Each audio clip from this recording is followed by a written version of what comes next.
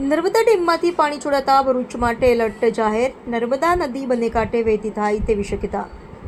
સરદાર સરોવર નર્મદા ડેમમાંથી મોટા પાયે પાણી છોડાતા ભરૂચ જિલ્લામાં સંભવિત પૂરસ્થિતિને ધ્યાને લેતા વહીવટીતંત્ર એલર્ટ મોડમાં પ્રવેશી ગયું છે. ડેમમાં ઉપરવાસથી ભારે જળાવક થતાં ડેમના 23 દરવાજા ખોલી 4 લાખ ક્યુસેકથી વધુ પાણી નદીમાં છોડવામાં આવી રહ્યું છે, જેના સીધા અસરો ભરૂચ નજીકના કાંઠાવર્તી વિસ્તારોમાં જોવા મળી શકે છે. ભરૂચના ગોલ્ડન બ્રિજ નજીક નર્મદા નદી વોર્નિંગ લેવલ 22 ફૂટ વટાવે તેવી શક્યતા હોવાને કારણે જિલ્લા આપત્તિ વ્યવસ્થાપન વિભાગ દ્વારા કાંઠા વિસ્તારમાં એલર્ટ જાહેર કરાયો છે. માછીમારોને નદીમાં પ્રવેશ પર પ્રતિબંધ મુકાયો છે અને સ્થાનિક લોકોને પણ નદી કાંઠે ન જવાની સ્પષ્ટ સૂચના અપાઈ છે. આ સંદર્ભે વહીવટીતંત્રએ તમામ સંબંધિત વિભાગો, પોલીસ મશીનરી, એનડીઆરએફ તથા આરોગ્ય વિભાગને સજ્જ રહેવા માટે સૂચના આપી છે.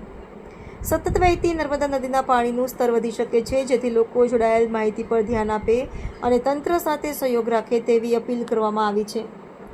જિલ્લા વહીવટીતંત્ર દ્વારા દર કલાકે અપડેટ આપવામાં આવશે અને હાલના તમામ કાંઠા વસ્તી વિસ્તારના સરપંચોને ખાસ સૂચના આપી દેવામાં આવી છે.